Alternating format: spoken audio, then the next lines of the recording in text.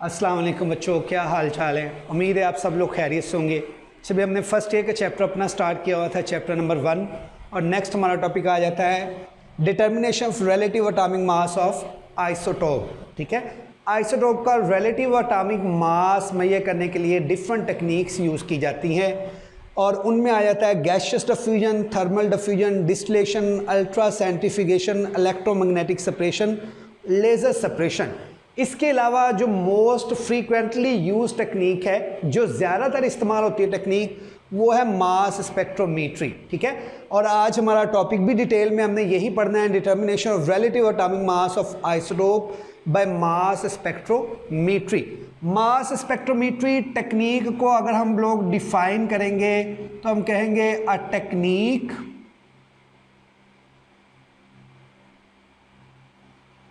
which is used to determine atomic mass of an isotope with its relative abundance।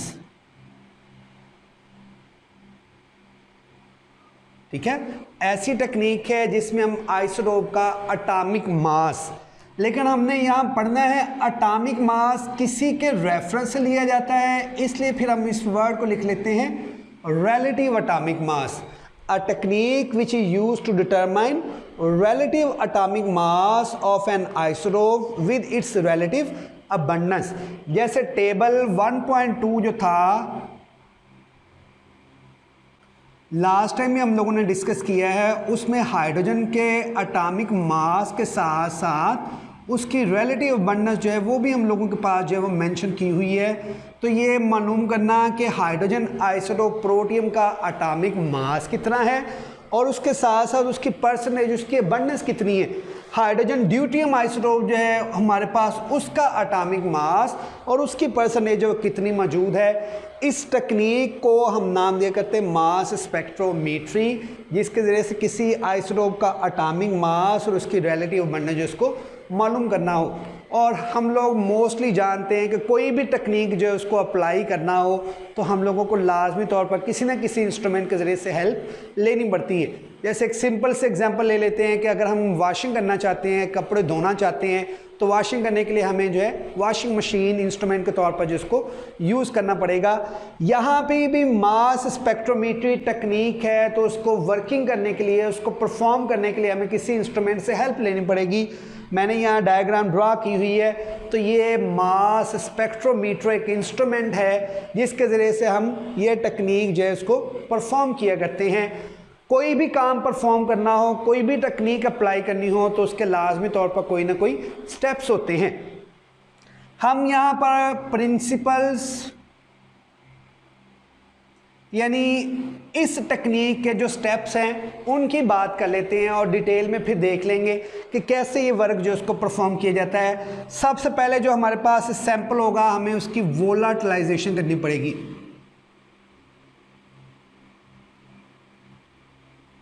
वोलाटिलाइजेशन का मतलब कि sample जो होगा आपको उसको वेपर जो है उनके अंदर कन्वर्ट करना पड़ेगा।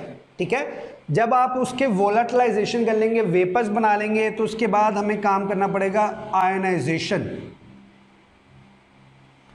आयनाइजेशन करने के बाद हम उसकी एक्सेलरेशन एंड सेपरेशन करेंगे।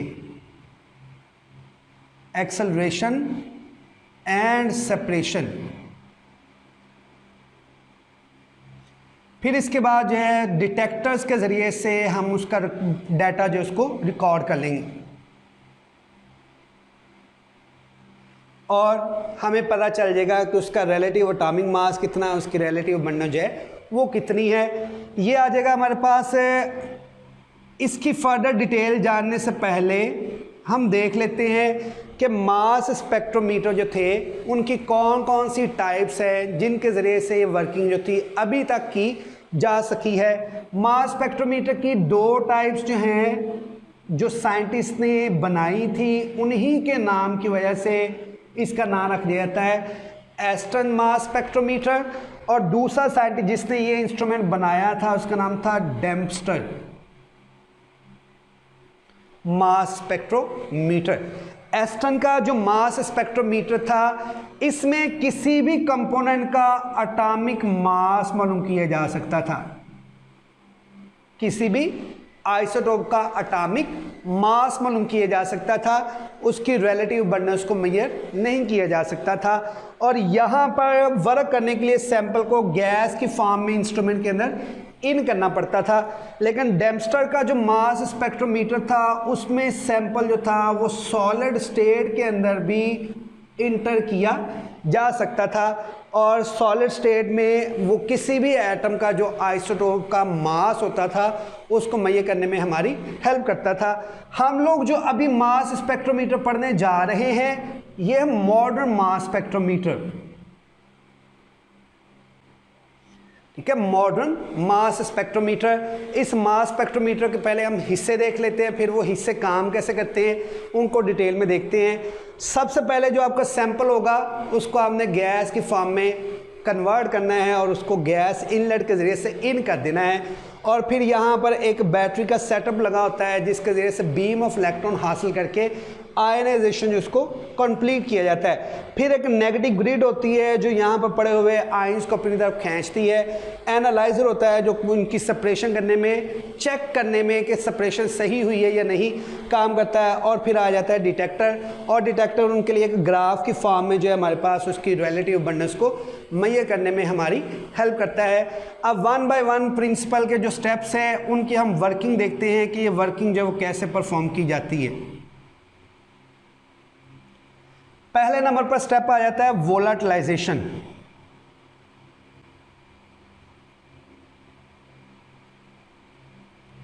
और वेपराइजेशन।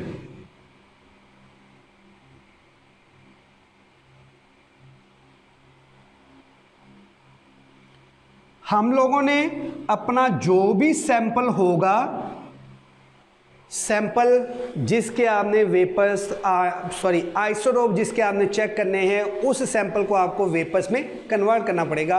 वो सैंपल आपके पास सॉलिड भी हो सकता है, लिक्विड भी हो सकता है, गैस की फॉर्म में भी हो सकता है। अगर तो सैंपल सॉलिड है तब भी आप उसके वेपर्स बनाएंगे, अगर तो सैंपल लिक्विड है तब भी आप उसके वेपर्स बनाएंगे। गैस है तो मतलब वेपर्स की फॉर्म में ही मौजूद है। इसको सॉलिड को या लिक्विड सैंपल को आप लोग सिंपली हीट सप्लाई करेंगे and sample will be converted into vapours या गैसियस फॉर्म। वेपर्स बन जाएंगे, या हम ये कह सकते हैं कि गैसियस फॉर्म के अंदर हमारा सैंपल जो है वो कन्वर्ट होना शुरू हो जाएगा। जैसे आप सैंपल को गैस की फॉर्म में कन्वर्ट कर लेंगे तो आप उसको यहाँ पर गैस इनलेट के ज़रिए से मास स्पेक्ट्रोमीटर जो है, मॉडर्न मास स्पेक्ट्रोमीटर जो उसके अंदर ऐड कर देंगे। पहला स्टेप कंप्लीट हो गया। फिर दूसरा काम हमने प्रिंसिपल में देखा है कि हमने इसकी करनी होती है आयनाइजेशन। जो गैसियस सैंपल था उस गैसियस सैंपल में से हम लोग पास करेंगे beam of electrons. Beam of electron pass होने के बाद गैसियस सैंपल जो था वो मॉलिक्यूलर आयंस के अंदर कन्वर्ट हो जाएगा।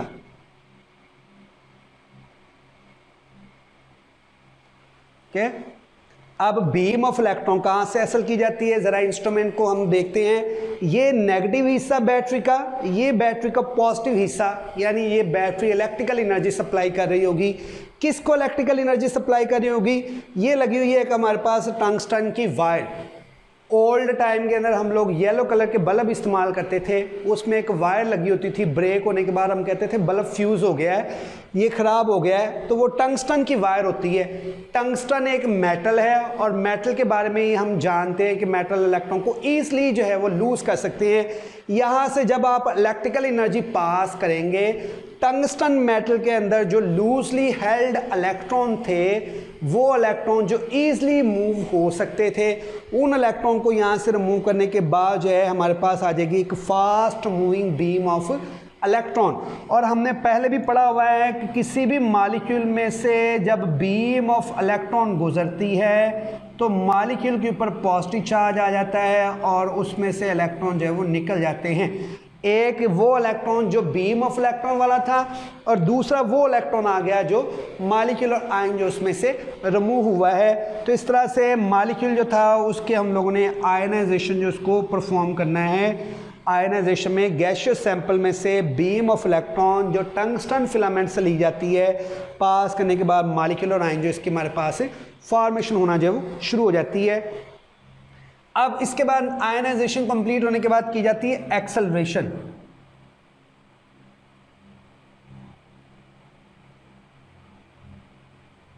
एक्सेलरेट करने के लिए हम लोग क्या करेंगे, हमारे पास यहाँ पर जो भी सैंपल मौजूद होगा उस सैंपल के लिए हम लिख लेते हैं, उस पर पॉजिटिव चार्ज आ जाएगा। सैंपल के जितने भी आइसोटोप होंगे उन सभी आइसोटोप पर जो पॉजिटिव चार्ज आ जाएगा। फिलहाल मैंने यहाँ पर जो सैंपल को इन किया है वो सैंपल है मेरे पास नियॉन, और हम लोग पढ़ते हैं कि नियॉन के 3 आइसोटोप होते हैं। उन आइसोटोप का मास कितना है और उनकी अबंडेंस कितनी वो हम लोग डिस्कस करने जा रहे हैं। नियॉन सैंपल को इन किया था, नियॉन मॉलिक्यूल जो उसके ऊपर पॉजिटिव चार्ज आ जाएगा, नियॉन सेकंड मॉलिक्यूल के ऊपर भी, नियॉन थर्ड मॉलिक्यूल के ऊपर भी पॉजिटिव चार्ज है वो आ जाएगा। अब इन मॉलिक्यूल को मैं सेपरेट करूंगा, इनकी रेस लगवाऊंगा। रेस बिल्कुल ऐसे ही लगेगी जैसे कि एक पतला आदमी और एक मोटा आदमी जो उसके हम रेस लगवाते हैं। तो हम सिंपली जानते हैं कि जो पतला आदमी होगा वो फास्टली रन करेगा, जीत जाएगा, और जो मोटा होगा वो भी रन कर रहा होगा उसके पीछे चला जाएगा। जो उससे हेल्दी पर्सन होगा वो तीसरे नंबर पर, जो उससे हेल्दी पर्सन होगा वो चौथे नंबर पर, और इस तरह से एक सीक्वेंस के अंदर जो है वो लोग अरेंजमेंट जो है वो शो करेंगे। तो एक्सेलरेट करने के लिए हम लोगों ने इनकी रेस लगवाई है, और वो रेस लगवाई है मास टू चार्ज। M स्टैंड करता है मास के लिए और E स्टैंड करता है चार्ज के लिए। मास टू चार्ज रेशो के लिहाज से हम लोगों ने इनकी जो सेपरेशन करना शुरू की है।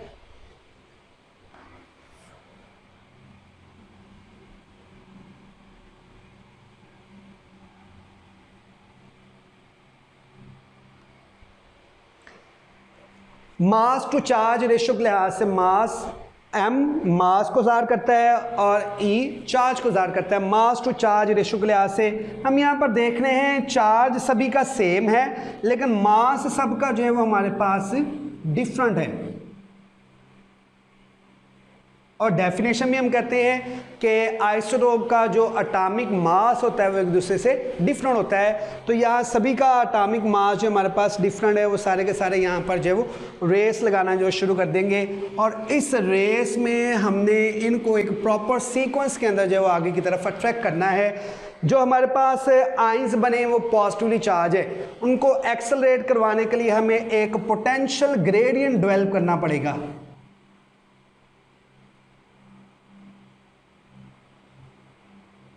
ग्रेडियंट कहते हैं रुकावट को। हमें कोई एक ऐसी रुकावट जो है वो यहाँ रखनी पड़ेगी जो हमारे पास एक एनर्जी भी रखती हो। ये मॉलिक्यूल्स के ऊपर जो है वो पॉजिटिव चार्ज आया हुआ है, तो हमने उसके रास्ते में आगे जो है एक नेगेटिव ग्रिड रख दी है जो पोटेंशियल ग्रेडियंट का काम करेगी। और पोटेंशियल ग्रेडियंट जो इसमें 500 से लेकर 2000 वोल्ट जो है इलेक्ट्रिक करंट डेवलप किया जाता है। इलेक्ट्रिक करंट जिसको हम कैपिटल E के ज़रिए से जो ज़ाहिर करते हैं। अब 500 वोल्टेज इस्तेमाल करना है, 600 इस्तेमाल करना है, 1000, 2000 कितना वोल्टेज इस्तेमाल करना है तो वो हमें पता चल जाएगा कि कितने यहाँ पर आइसोटोप हैं। अगर तो वो ईजिली सेपरेट हो रहे हैं तो 500, और अगर वो सेपरेट नहीं हो रहे तो उनके लिए हम करंट जो है उसकी कंसंट्रेशन को बढ़ाते जाएंगे ताकि उनको हम किसी ना किसी तरह जो वो सेपरेट कर ले। तो ये हमारे पास एक्सेलरेशन हो जाती है, और एक्सेलरेशन में क्योंकि ये आइसोटोप एक दूसरे से सेपरेट हो जाते हैं इसलिए इसका नाम रख दिया जाता है एक्सेलरेशन एंड सेपरेशन। फिर जैसे ही एक्सेलरेशन या सेपरेशन होती है तो एक्सेलरेशन या सेपरेशन को चेक किया जाता है, और चेक करने का काम जो है वो एनालाइजर के जरिए से किया जाता है। एनालाइजर जो है वो हमारे पास एक मैग्नेटिक फील्ड पर मुश्तमिल होता है।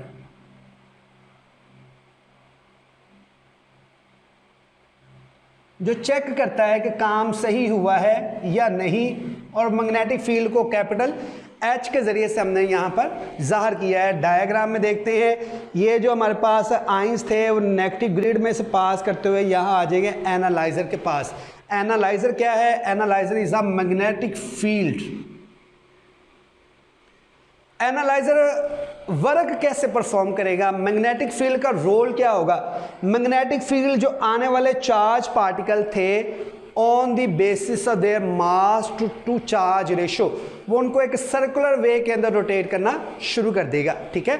और सर्कुलर वे के अंदर जिन आइसोटोप का मास एक जैसा है उनका एक सर्कल बनेगा, जिनका मास उससे मुख्तलिफ हो वो दूसरे सर्कल में चले जाएंगे, जिनका मास और डिफरेंट होगा वो तीसरे सर्कल में चले जाएंगे। जैसे यहाँ पर M उसका एक सर्कल बन रहा होगा, M1 जो है उनका दूसरा सर्कल बन रहा होगा, M2 जो है उनका हमारे पास तीसरा सर्कल बन रहा होगा। अब मैं यहाँ पर नियॉन सैंपल की बात करता हूँ, तो नियॉन सैंपल के जो पहले मालिक्यूल होंगे वो सारे के सारे पहले सर्कल में आ जाएंगे। नियॉन के जो सेकंड वाले मालिक्यूल होंगे जिनका नाम मैंने M1 रखा हुआ है दूसरे सर्कल में चले जाएंगे। नियॉन जो मैंने M2 रखा हुआ है वो तीसरे सर्कल में जो है चले जाएंगे। अब नियॉन M वाले अगर वो 90 एटम एक जैसे मास के थे तो सारे के सारे 90 एक सर्कल के अंदर ही मौजूद होंगे। दो ऐसे थे जो हमारे पास उनसे मुख्तलिफ मास के थे तो दो दूसरे सर्कल के अंदर मौजूद होंगे। तीन ऐसे हैं जो हमारे पास एक अलग कैटेगरी के है तो तीसरे हमारे पास किसी और सर्कल के अंदर जो वो चले जाएंगे। इस तरह से इनको मास टू चार्ज रेशो के लिहाज से सेपरेट कर लिया जाता है और मैग्नेटिक फील्ड उनको सर्कुलर वे के अंदर घुमा के और उनको सेपरेट करता है। और जैसे सर्कुलर वे में घुमा के उनको छोड़ता है वो जाके फॉल करते हैं डिटेक्टर के ऊपर। पहले मैग्नेटिक फील्ड का वर्क जो है उसको कंप्लीट कर देते हैं। मैग्नेटिक फील्ड कैसे वर्क परफॉर्म करता है? Magnetic field mass to charge ratio circular way के अंदर जो है वो पार्टिकल जो उसको मूव करवाता है और मास टू चार्ज रेशो और सर्कुलर वे के अंदर मूव करवाने के बाद जो है फिर ये पार्टिकल चले जाते हैं हमारे पास डिटेक्टर के पास। डिटेक्टर जो है इसके लिए हम यहाँ पर एक अदर नेम जो है वो कहते हैं आयन कलेक्टर।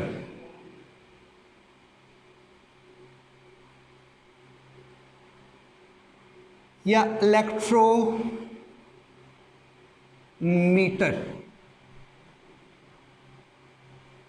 ठीक है। जैसे ही मैग्नेटिक फील्ड का एनालाइजर का वर्क कंप्लीट होता है वो पार्टिकल को सर्कुलर वे के अंदर मूव करवाने के बाद छोड़ देता है और वो चले जाते आयन कलेक्टर, डिटेक्टर या इलेक्ट्रोमीटर। कलेक्टिवली एक ही टर्म है।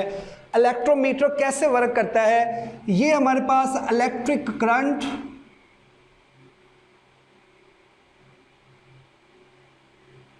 या इलेक्ट्रिक स्पार्क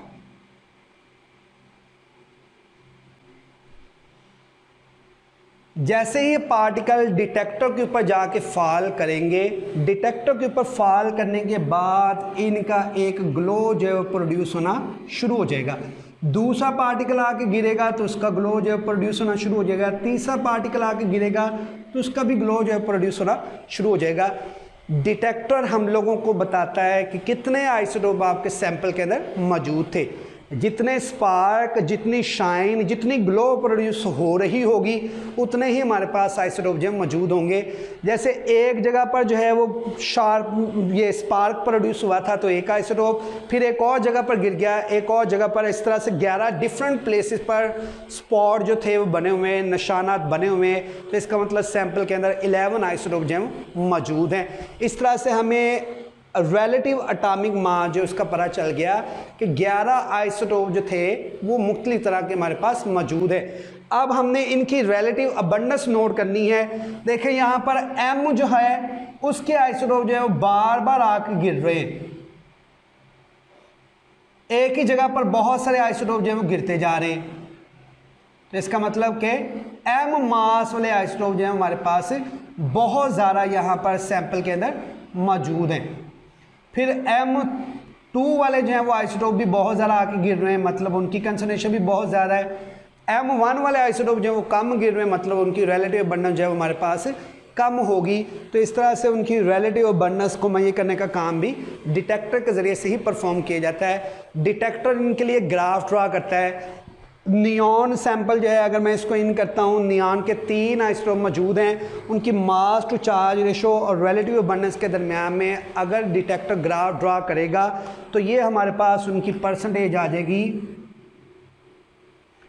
90.92, 0.257 और 8.82%। ठीक है, ये नियॉन जो उसकी मेरे पास रिलेटिव अबंडेंस आ गई। नियॉन के सैंपल जो थे 90.92 मरतबा एक जगह पर गिरे हैं तो वो उसकी अबंडेंस हो जाएगी। नियॉन का ये वाला जो सैंपल था 0.257 टाइम एक जगह पर गिरा है तो उसकी ये अबंडेंस हो जाएगी। और ये वाला सैंपल जो था वो मेरे पास 8.82% जो है वो गिरता है। तो इस तरह से डिटेक्टर उनका एक ग्राफ जो है वो ड्रा कर देगा।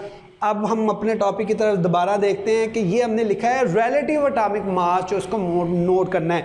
नियॉन के 3 आइसोटोप हैं वो पता चल गया, लेकिन उन तीनों आइसोटोप का मास कितना है? नियॉन के आइसोटोप का मास मालूम करने के लिए फिर हम इस टेक्निक को जो है वो कंपैरिजन मेथड में से गुजारा करते हैं। कंपैरिजन,